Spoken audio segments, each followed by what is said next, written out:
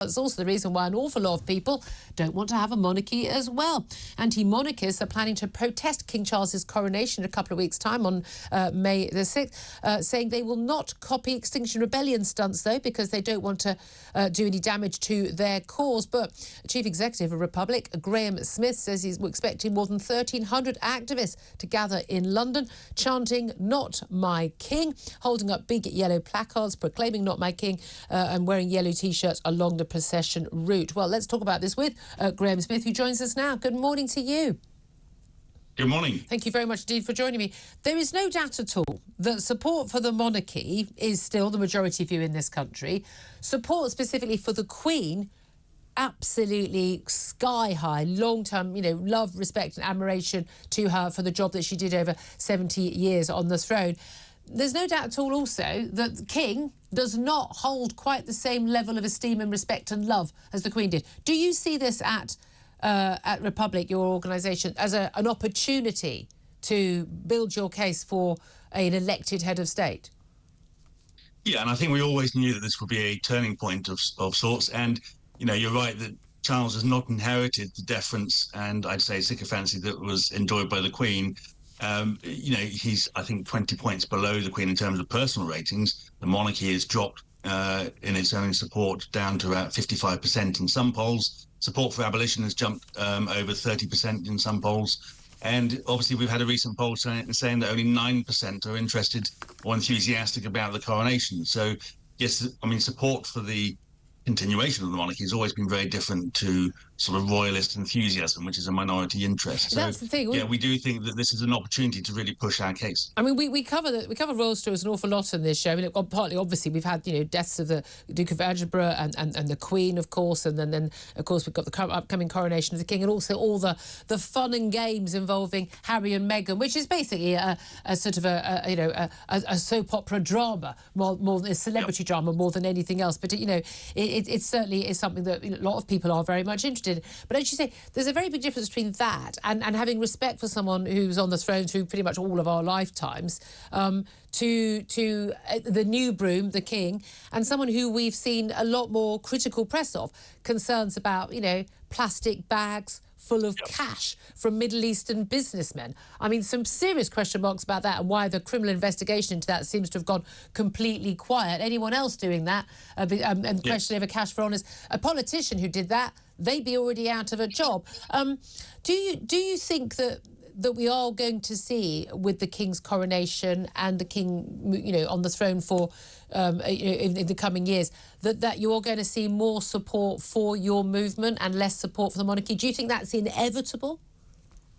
Well, I don't know whether it's inevitable. I do think it will happen. I think that there's many things that have changed. The Queen was the monarchy for most people. The monarchy was the Queen. I've been doing this a long time, and ever since I started getting into this issue, people have said, look, I like the Queen, not so much the rest of them. And I think that is now playing out. So, because of the stories around Harry and Meghan and Andrew, who have, for very different reasons, done a lot of damage to the monarchy, they are now reduced to 4 people, Charles and Camilla and William and Kate. They're not particularly interesting or inspiring people.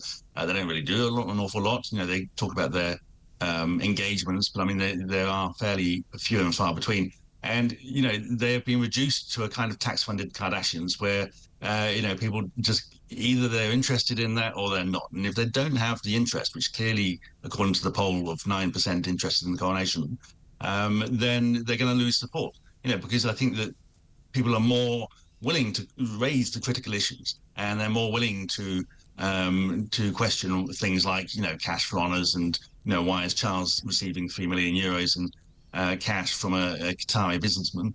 I reported Charles to the police 18 months ago on the cash for honours thing.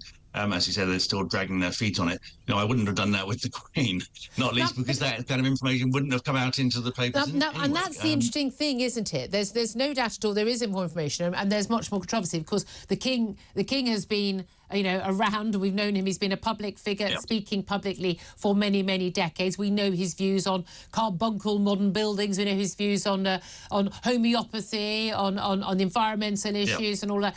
Been very, very political over the years. He's also been a businessman, doesn't she? Of course, making an awful lot of money, doesn't pay the same tax as every other business. And of course, the royal estate doesn't pay the same tax. They don't pay inheritance tax like other families would do. So quite middle-class families would actually be paying more inheritance tax than the monarchy would do just from having a house that's appreciated in value in southeast of England. Now, this is the thing. There's so much more focus on him. The Queen arrived on the throne at a time when there was much more deference in the media. She was also a much younger woman. We didn't know anything about her views. I think to almost to the day we died, we don't know anything. We know she liked horses and corgis. That's pretty much it. And it's very important that if you are going to have a head of state who is supposedly above the political fray, that is the case. I suppose that ship has sailed with King Charles, hasn't it? Well, a long time ago, and this is the thing, is that the Queen, I mean, I don't think that we shouldn't know what people think. I think that we should know and therefore be able to judge and therefore be able to choose. Well, because those spider handwritten letters that he wrote, he has been trying to influence policy behind the scenes. Absolutely. But the problem with the monarchy is that and this is the fundamental problem that Charles has created for himself, is that if people don't like him, there's no mechanism for getting rid of him, and therefore we have to get rid of the monarchy. The Queen was sensible as a monarch to keep her thoughts to herself and to be that blank canvas that people then projected onto, and they imagined who she was, and they imagined her to be someone they liked.